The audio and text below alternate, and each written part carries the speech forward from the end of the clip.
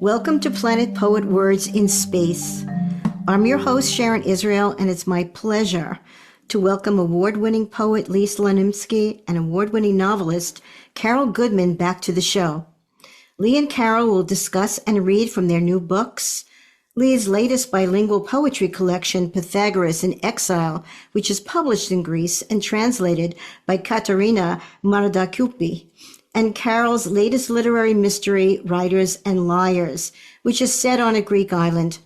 We'll also hear about their life together as mutual literary muses and their fascination with the ancient world. Hi, Carol. Hi, Lee. Hi, Sharon. Thank you so much for being on. And it's such a great coincidence you having these books published within the same time period.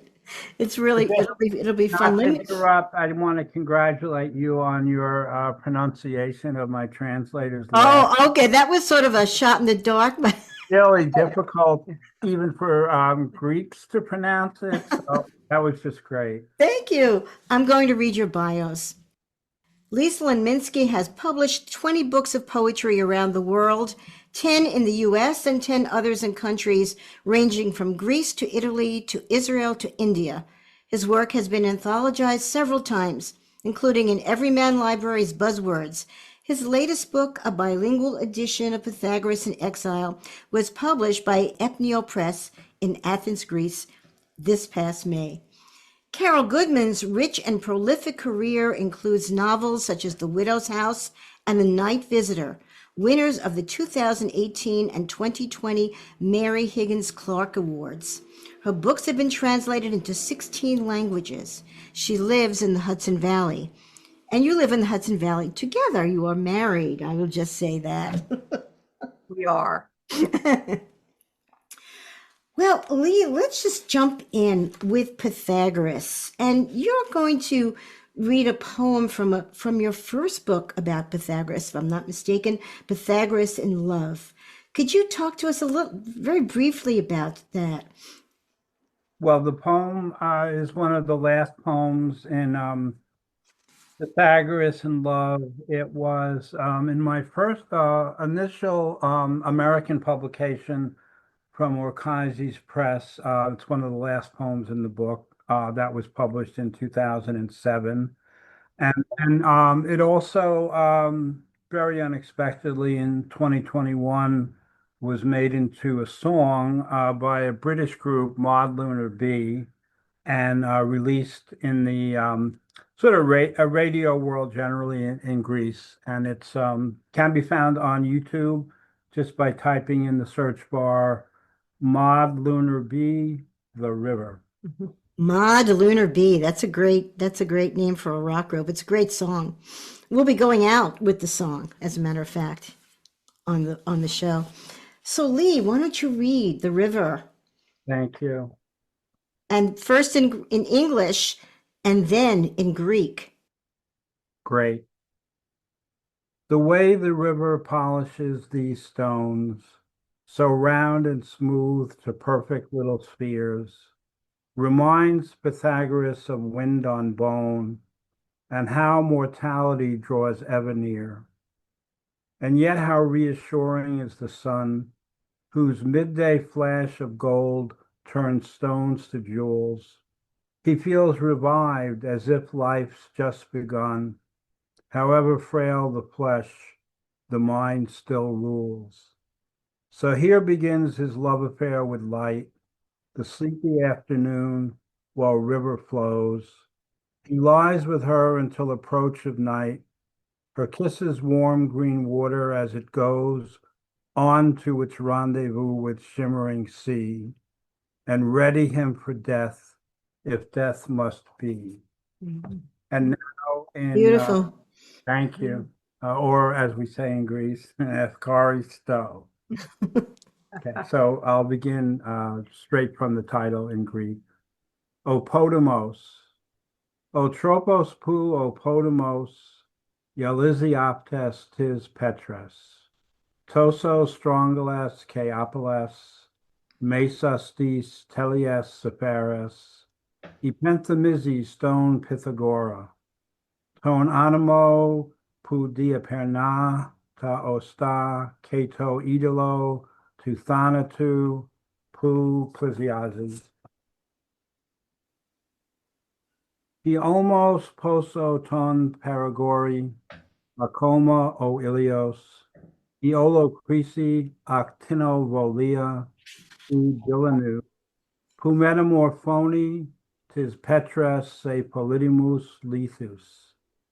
Neothi sana yeniete Caesarea, anke isarca Pythirate, to pneuma acoma kyriarchy. Edo lipon kisikina, historia tu erotatu me tophos.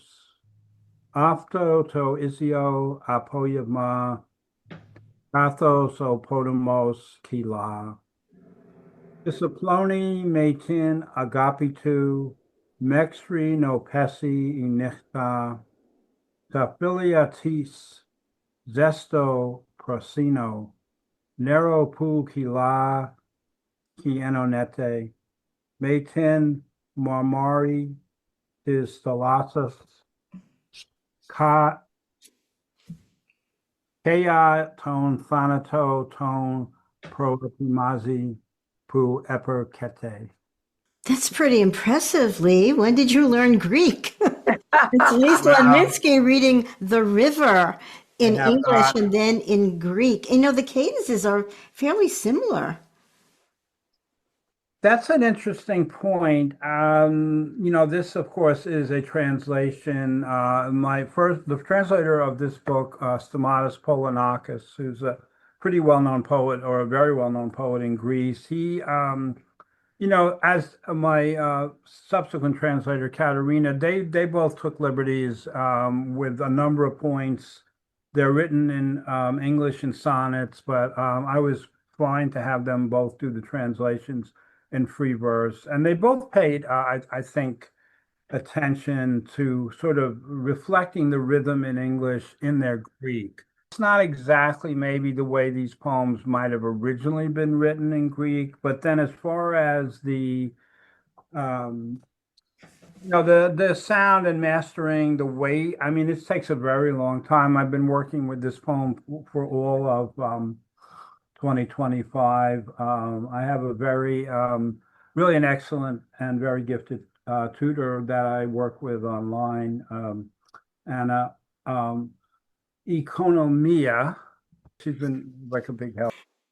It's also a very good introduction to Pythagoras in general and his love affair with light. And I found that the light pervades Pythagoras in Exile.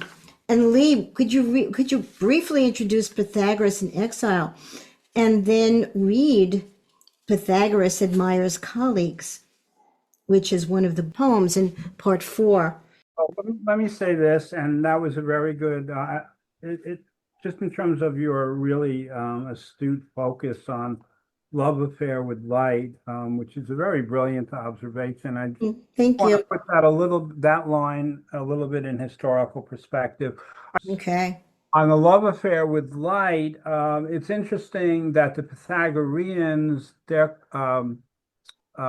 version of the universe, they actually, unlike Ptolemy, which had the sun revolving around the earth, they actually did not think the sun revolved around the earth, although they were wrong in some fundamental ways. But in the Pythagorean system, the earth and the sun are planets revolving around something called the central fire, which is too hard to be perceived.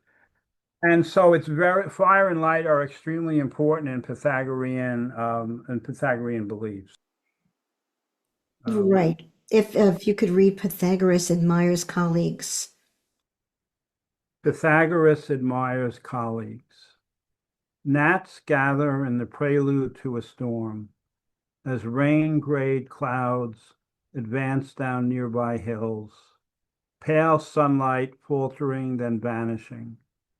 He focuses on gnats maneuvering quick geometric whirls that seem to warn tall grass of coming weather. Swift glides fill dank air with tiny wing dexterity. He envies gnats' savant ability to ride a breeze, create odd partners that are art and air, traced with an almost blur. Aesthetic maths expressed in dart and whir. Slap. The first fat raindrops strike his open hand as gnats thin out and scatter to outwit relentless weather, shelter where they can. It's beautiful. I love aesthetic math expressed in dart and whir. The gnats as mathematicians. That's so great. Kari Stowe. Mhm. Okay. O Pythagoras thaumazi tu synadelphus tu. Mikres mies magoon printin bora. Kathos ta grisa sinepha tis rocis cataphorizon tus codinus tophus.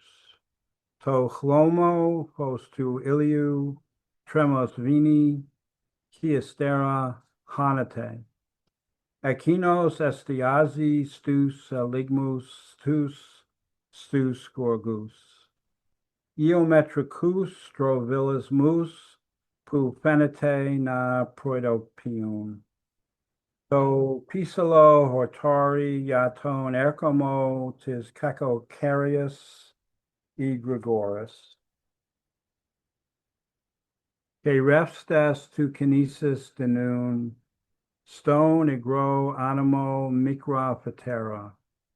Zelevi aftes tis micres mies tin sopitus, ecanotita na calpazun sto apollo a Iraqi. Dimiorgodas paraxena motiva puharasode achnake, yinide techni tu animu. Iestetiki ton mathematicon, opos istrobilismi ke igories tus kinesis. Slap. E protis agona tis verokis pefti varia sten anecti tu polari. Torah imicres mies arionum ke scorpun.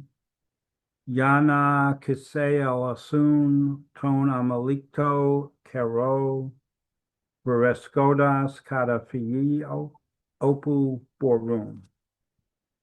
That's Lee. If in case you just tuned in, you have the right station and the right show, Planet Poet Words in Space.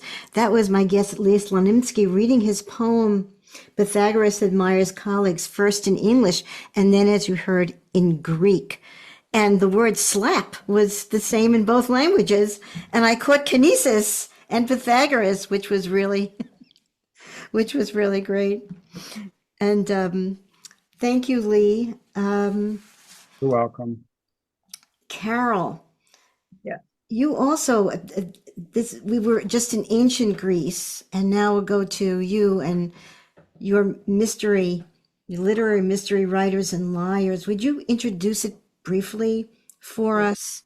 Thanks, Sharon. Yes, Writers and Liars is set on a Greek island, a mythical, fictional Greek island called Eris. I made it up.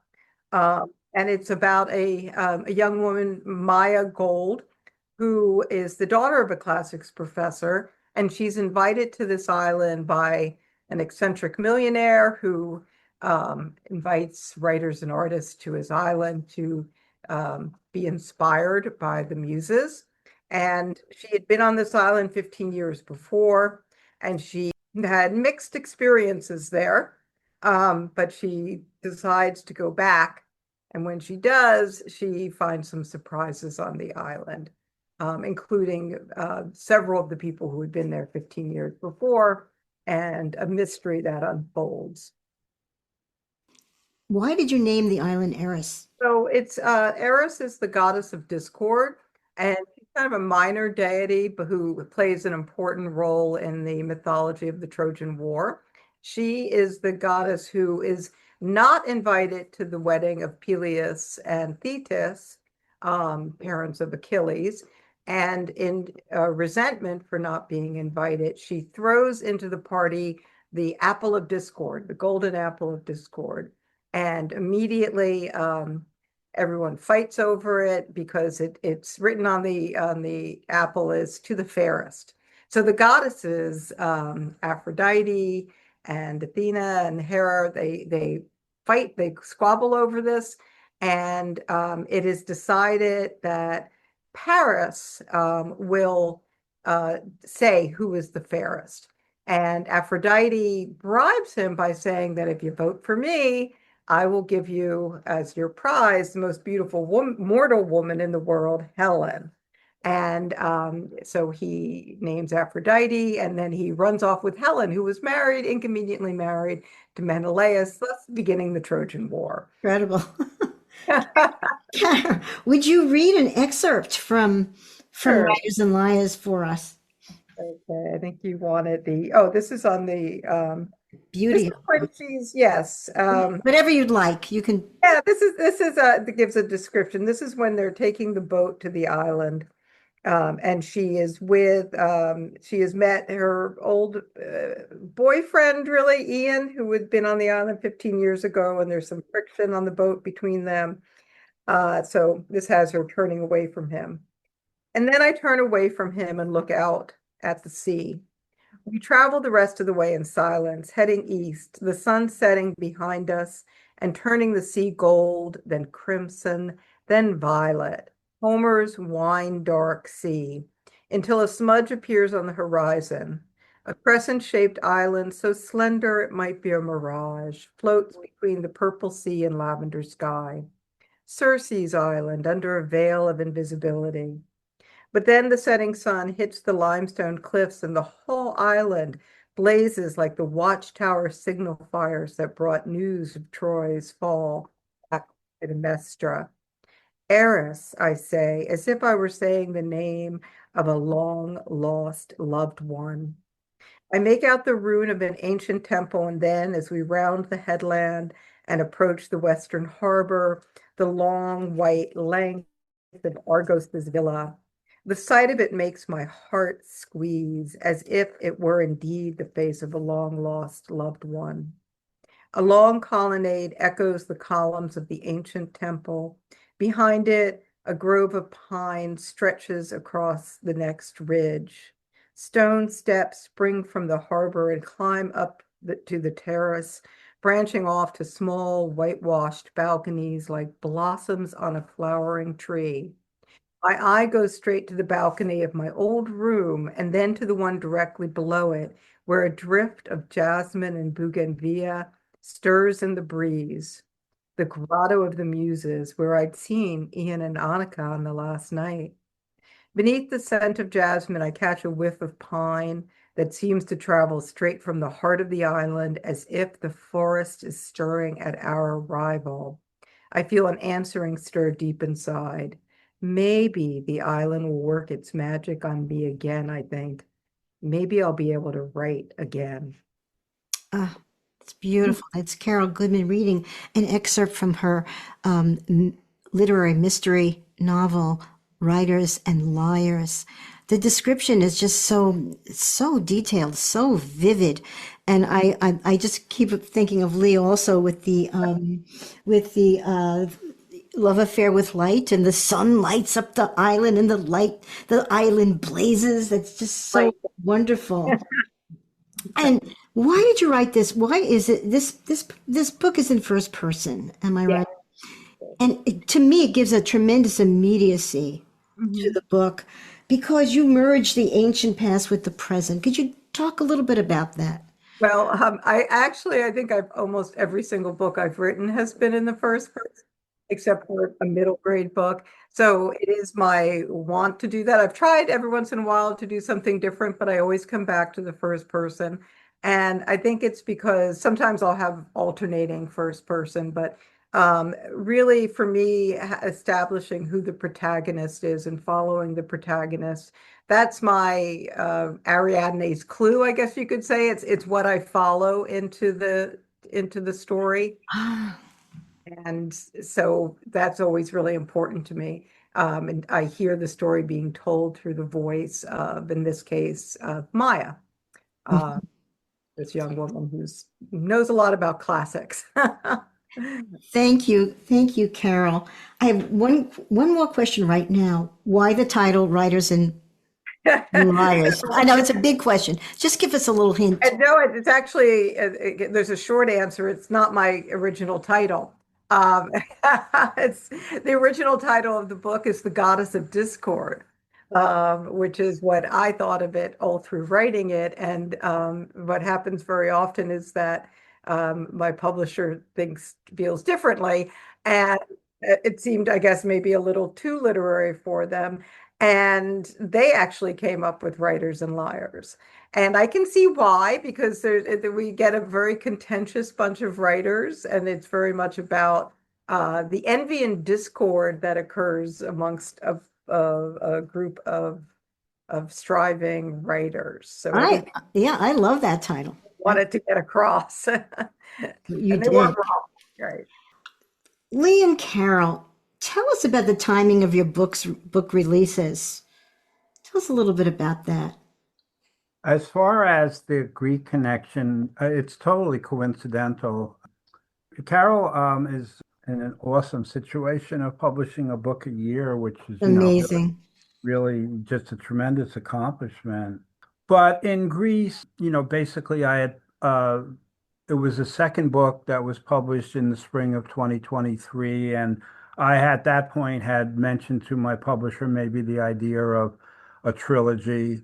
And they were very enthusiastic. So 2 years later in May, but now I've written somewhat unexpectedly, I've written a fourth book. So no, Am I surprised? and coincidentally on Monday I just got a very nice contract offer also for publishing Wonderful. a trilogy in Italy. Yeah, but I'm not prepared to give up the fourth book, but we'll go one trilogy at a time. I do have a bit the coincidence of when these books have come out is, basically just sort of our publishing trajectory. But I think the reason that I was drawn to write a book set in Greece is that because of Lee's poetry and because of how, the great acclaim he has received in Greece, we've taken to going to Greece quite often, and I've accompanied him not on every trip, but on quite a few of them.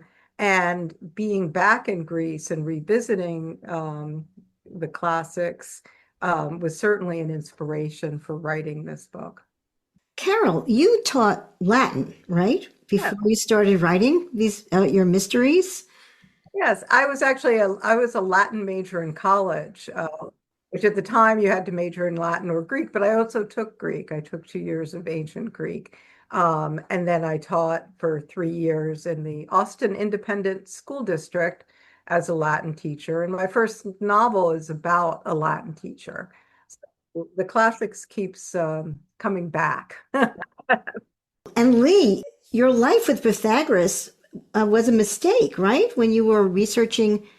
Tell us. I won't give it away. I mean, there is another side to the history of my interest, but basically in 2002, I was taking a walk in Inwood Park in Manhattan, where I had started, I think the year before, the practice of writing poems on walks. And I came up with the idea of writing a Petrarchan sonnet, which is one of the two main, in the West, the two big sonnet groupings are English and Italian. The Italian is sometimes called Italian, sometimes called Petrarchan.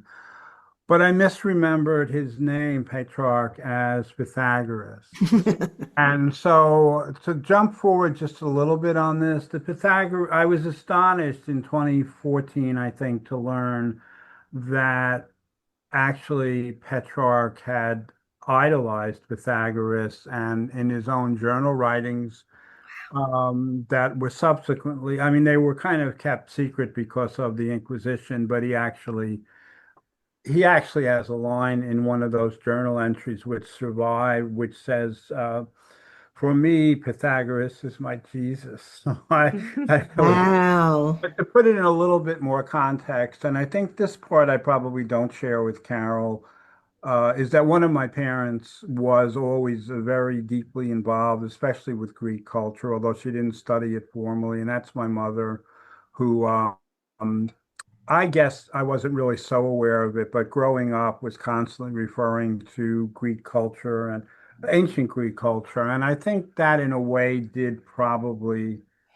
play a role, and maybe not a small one in my turn towards Greece, because I do set the poems in ancient Greece. It's not only it's Yes. not Pythagoras biographically, but also try to be authentic to the setting, Mhm.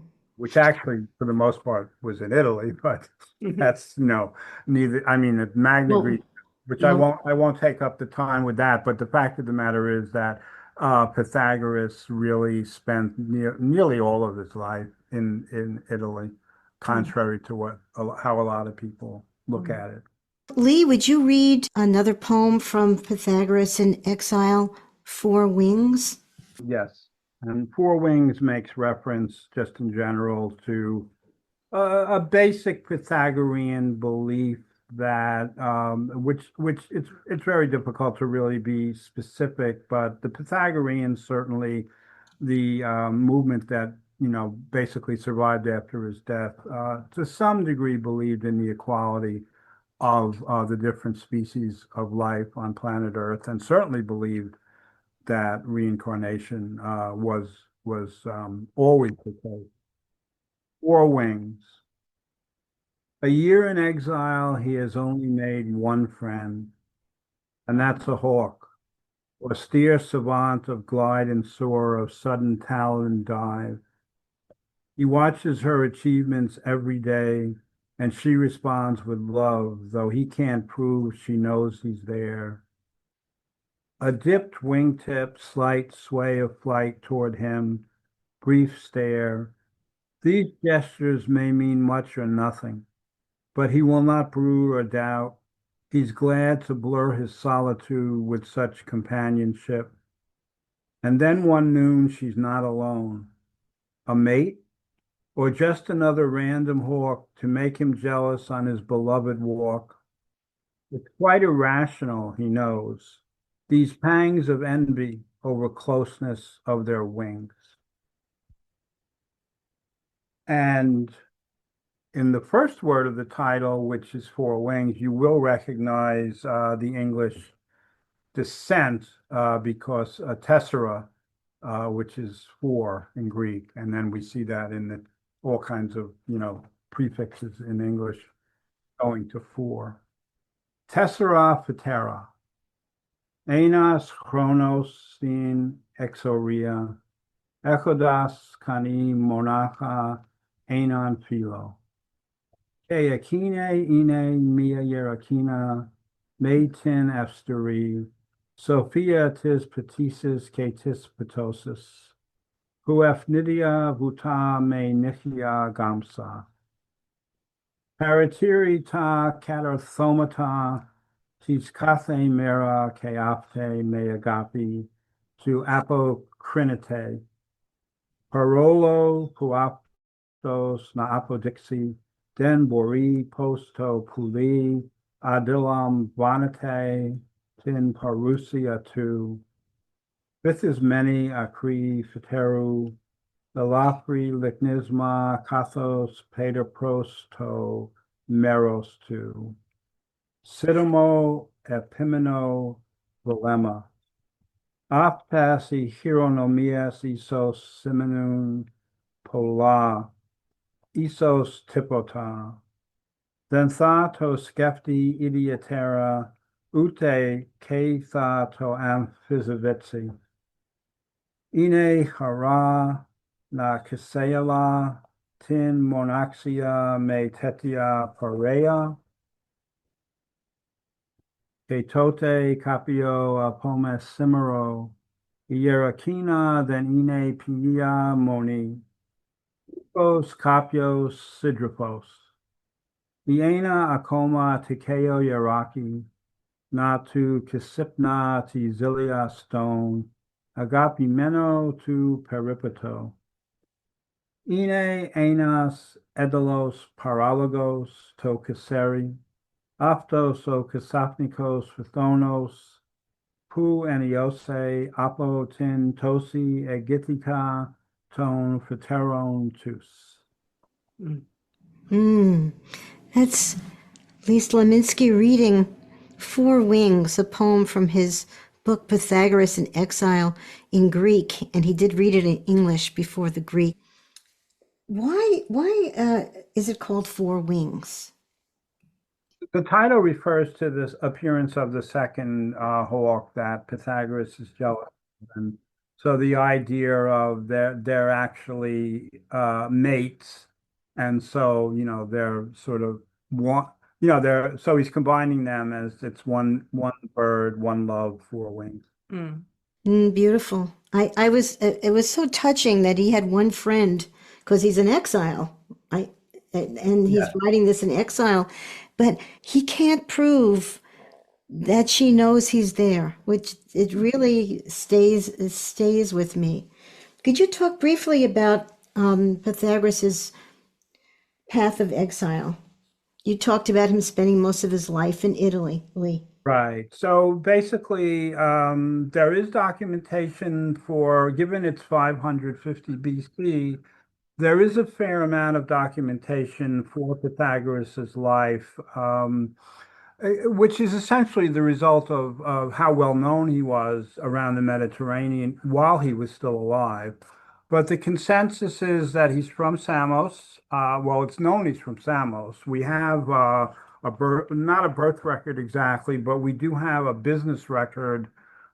Father, who was a merchant who traded around the Mediterranean, and Pythagoras grew up in Samos till about age 18. It's widely believed that he then went to Egypt for several years. And when he came to, after that, to Magna Graecia, which was really the center of Greek culture at the time, he turned up with the Pythagorean theorem, which he's still most famous for, which is a benefit in many ways in terms of building houses, architecture. And it's subsequently been found in Egypt as far back as the 9th century BC, the theorem. So that's one of the reasons for the belief in the Egyptian narrative. There are several points in Pythagoras's life where we should not shortchange him, to use a modern term, as self-promoter, because he landed in Crotona as basically from what we would now call a middle-class background. He had no royal blood. And there was social advancement in that level was almost virtually unheard of. I think it once happened with an Egyptian pharaoh 1,000 years before. But as the inventor, in quotes, of the Pythagorean theorem, which was not known on the mainland of Europe at the time, he curried the favor of the king, and he became essentially a top advisor, and they ruled Crotona absolutely certainly for close to 30 years. It was, among other things, a vegetarian cult. That was a widely used term. Eventually, the public, was tired of vegetarianism, and they overthrew the government violently. Pythagoras escaped and then was given asylum in Metapontum, which is up. Which is much colder. Well, the So truth is, you're right. okay, that's a great point, but I do have in the new book a little preface which basically concedes that actually, which I only discovered, and it was on a trip with Carol in 2024, I only discovered that Metapontum, about 60 miles to the north, from a plaque at a location in Magna Graecia on the west coast of Italy, that the climate actually was not that much colder. I put a preface. That's okay. Yeah, I put a preface in the book simply defiantly saying, I took poetic license. It felt colder to But in an Pythagoras. original It did. book I highly recommend, which is by a former, or actually emeritus professor of history at University of Pennsylvania, Charles Kahn, which was my introduction. And it's really a great book. It's very short, but it's very accessible. Pythagoras and the Pythagoreans. I had gotten the impression in that book that Metapontum, from language he used, that Metapontum was much colder, but I realize now, years after reading it, that he was being metaphorical about exile. In any event, the story, I want to emphasize this because I do take not only license, but I do make things up in these poems, although they're mostly based on facts. But the story ends in Metapontum in recorded history. And the idea that he then was able to go back to Samos as his home and discover his roots, that is made up for these poems. I can't say it didn't happen. Nobody knows what happened.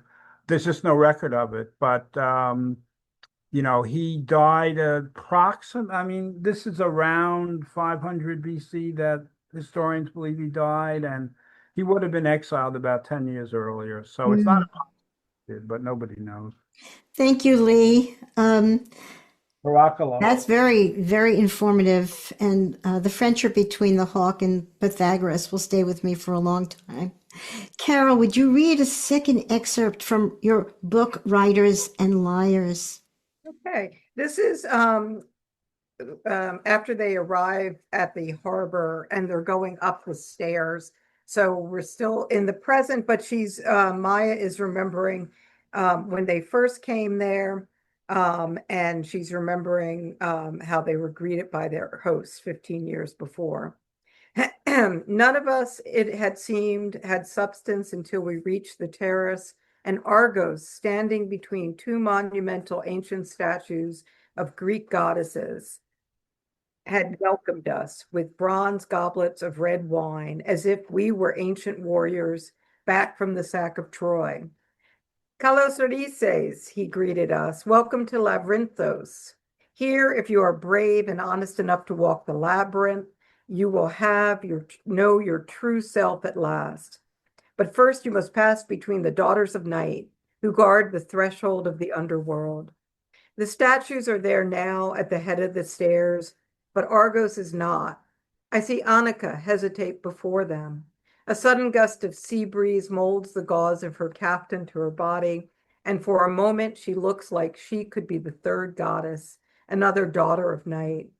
When she turns around, her face is pale as marble in the candlelight, and she's still as a statue. She doesn't want to go alone, I think, climbing the last steps. She needs me, which means I have power over her. I'll just have to figure out what she needs from me, and then I can take it from her, just as she took Ian from me. Because that's why I'm here, I admit to myself as I step in between the two statues. On my right, Eris holds her golden apple, and on my left, the second goddess holds a pair of scales and a golden dagger. She is Nemesis, night's most awful daughter, the goddess of retribution. That's what I've come for, revenge. Wow. That's Carol Goodman reading from her new book, Writers and Liars. Could you explain why you put the maze in this book? Labyrinth. Yes, so they discover an actual labyrinth and have to go down into it. I think, on the metaphorical level, it stands for the journey that Maya is taking into the past and into her, as we saw in that last passage, she has a lot of dark thoughts, this envy and jealousy of somebody who used to be her friend.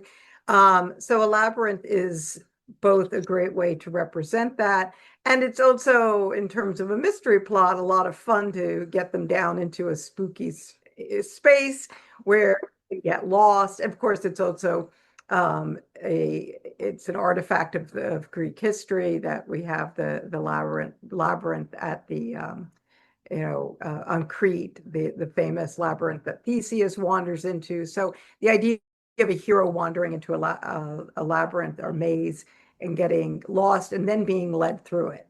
And so, Maya finally finds her way through the labyrinth, which is her. If she comes through the book, she solves the mystery and survives. Yes. Spectacularly, I may add. Everybody should read this book. It's vivid and full of action and emotion. It's quite I would say tour de force. I don't know if that's the right word, but it's very, very vivid, bringing the ancient world and merging the ancient world with the modern. So thank you. Lee, would you read another section from the book, Samos Finally? Yes, F. Kari Stowe. As just, I want to give a little shout out with this poem to the beautiful Atlantic coast, New Jersey town of Spring Lake, New Jersey, because so Carol and I have generally been going there in the summer for a while now.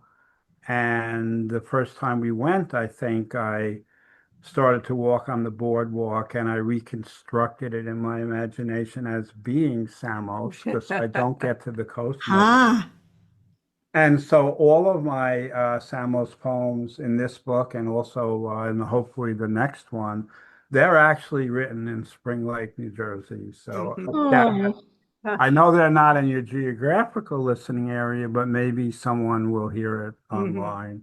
And I do want to say the Spring Lake Boardwalk is my collaborator on this. oh.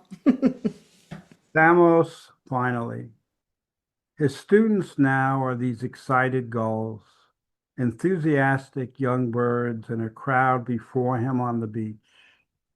Wings fluttering, they take off at his gesture, imitate the shapes he draws on wind.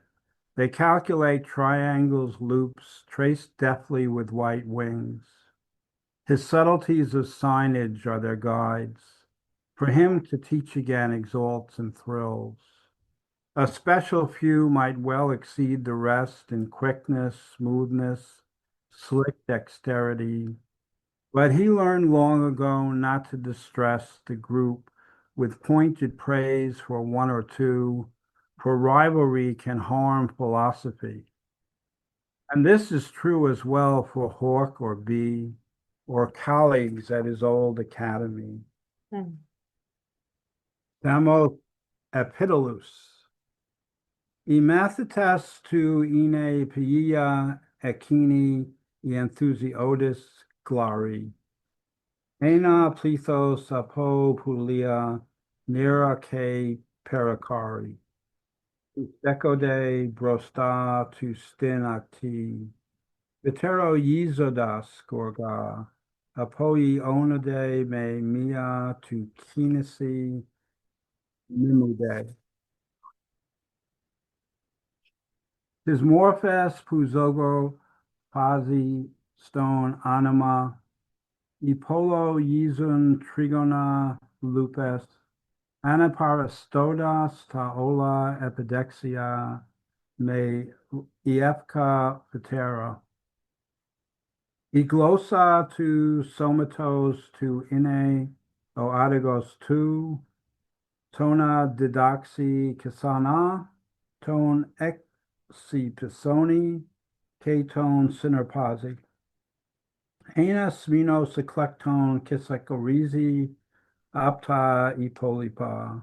Se takatita apolotita ke leptestiti dexiosini. Ostoso prin apo chronia emathe namin apogo tevi. Tin omada me epinus pu kisekorizon enan idio. O adagonismos bori na volapsi tin philosophia, ke afto ine enas kinos topos, toso ya toyaraki. Oso keia tin melissa, iakoma ya sinadelphus tu stin palia tu academia. And that's Lee Slonimsky reading his poem Samos Finally in Greek, and before that he read it in English. It's called Samos Finally because that's where Pythagoras stays for the rest of his life. Is that correct? In the mythology of this book, yes. Okay. And I love his new students, the gulls. Again, it's the kinship with the animals, and with the light. I should also mention, although these poems, I mean, they're pretty much, as I said before, they are based on research, but I take a lot of liberties with the known facts. But there is an important Greek writer, Iamblichus, who appears around 150 BC. And at that point, Pythagoreanism is going strong 400 years in Greece. It's basically the largest following of any particular belief system. And Iamblichus is full of stories like the ones that I have made up here. I didn't, except in the first book, there's one assassination story where Pythagoras is saved by a hawk that does come directly from Iamblichus. But I should give credit to Iamblichus, who, really in prose was doing 500 years later than Pythagoras and 2,000 years earlier than now. He was doing essentially what I've been trying to do in prose rather than poetry. But if I hadn't confused, Pythagoras and Petrarch, it might never have occurred to me to apply poetry, to Pythagoras, who let me just make one other point on his stature. I mean, Pythagoras, I mean, I guess in those periods, nobody would ever thought about basing poems. Pythagoras was so eminent a figure that Plato calls him, in his work, the source of philosophy. And Plato about 150 years later. So it's very hard from the modern perspective to really comprehend as a writer the internal, like it's all a long time ago, but from Pythagoras to Iamblichus is already 400 years, quite a bit longer than the United States has existed for. So that is a big challenge, but I do work on it. Thank you, Lee. Orakalo. Carol, would you read another excerpt, which you called Detective Pythagoras and the Labyrinth? We need to hear about this. Well, this moves back in time. It's before Maya has left for the island, after she's gotten the invitation, and she's reading one of her favorite mystery series, which I completely made up. I spend the rest of the weekend sitting on the screened-in porch reading the new Detective Pythagoras book, Pythagoras Walks the Labyrinth, by Clive Davies, that classics mystery writer you're so into. Only Jenner had it wrong. The author of Detective Pythagoras wasn't on the island when I was there. It was his son, Ian Davies. But she was right that I love the books. This one is set on a Greek island at a Mycenaean palace built over an intricate labyrinth. By the end of chapter 1, a young woman is shot through the heart by an arrow on an altar while surrounded by onlookers. Pythagoras is tasked with discovering the killer through calculating what angle the arrow was shot from. It's a pleasantly engaging puzzle, complete with diagrams, maps, a cast of suspicious characters, and a vivid local scenery. Who needs to travel to a Greek island when I've got one right here in my head? That's great. That's Carol Goodman reading from her book, Writers and Liars. And was Pythagoras, did it have anything to do with Lee when you? Nothing. Given that I live with the Pythagorean poet, Lee Slonimsky, and nowadays I'm often hearing, off in the distance, somebody talking in Greek because Lee does not come. The reason he can read these poems is that he's practicing them very often, as if I'm living in Greece now. So I thought of one of the challenges and one of the fun things about writing this book was to come up with what the writers write, like what are their books. And I thought, why not a classic mystery series set in ancient Greece? And why not use Pythagoras? So although the Detective Pythagoras books don't exist yet, you never know. Yet. Am I the first to know? Yeah, that's our new Lee Carroll book, the Pythagoras series. So have your lives intertwined literarily? They have, correct? I think so, in the sense that we've traveled often together.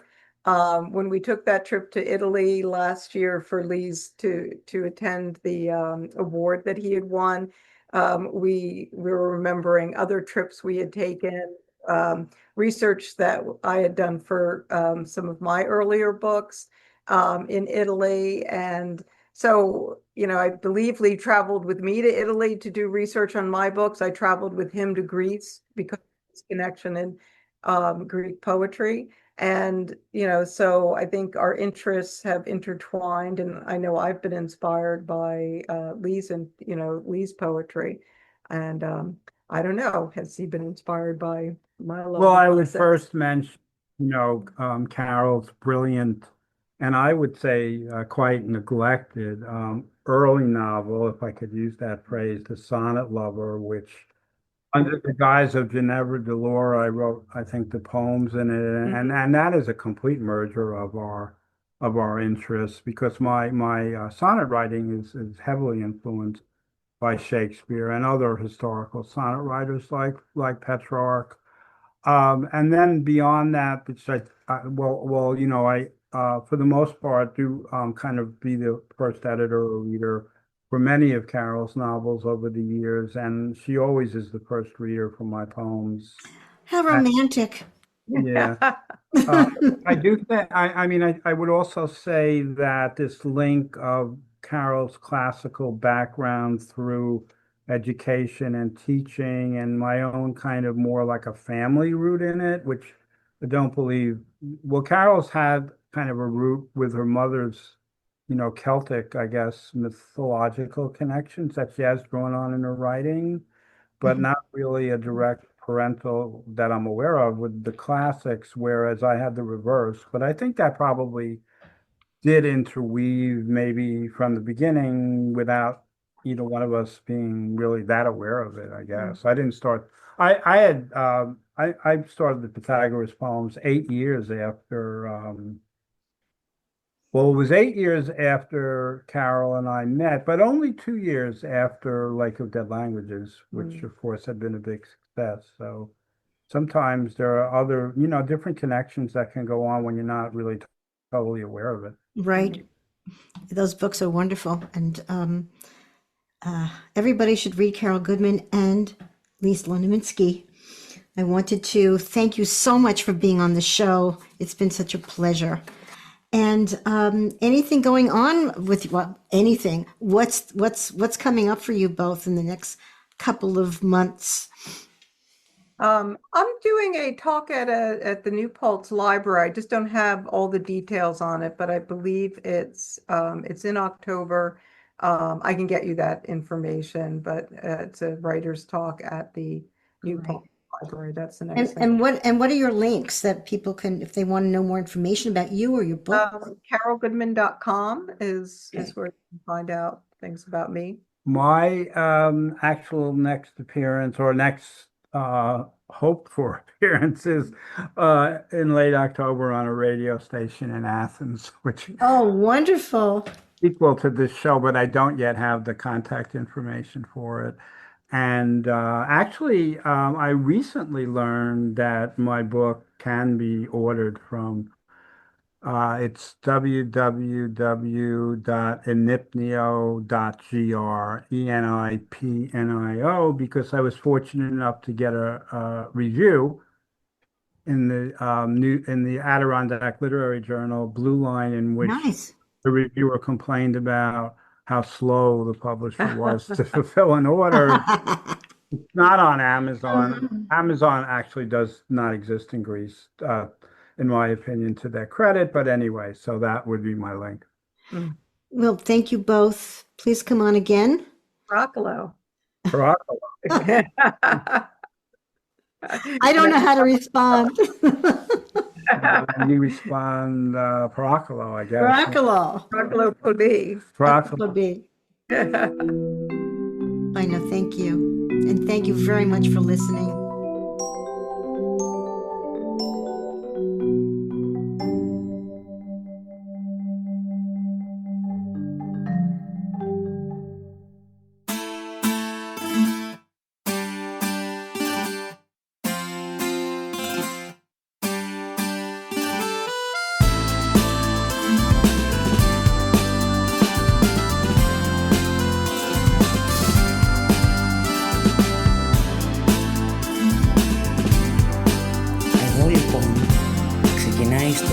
έρωτά του με το φως. Αυτό το ήσυχο απόγευμα, καθώς ο ποταμός κυλά, ξαπλώνει με την αγάπη του μέχρι να πέσει η νύχτα. The way the river polishes the stones, so round and smooth to perfect little spheres, reminds Pythagoras of wind and bone, and how mortality draws ever near. So here begins his love affair with light, this sleepy afternoon, while river flows. He lies without till approach of night, and yet now reassuring is the sun, whose midnight flash of gold turns stones to jewels. He feels revived as if life's just begun. However frail the flesh, the mind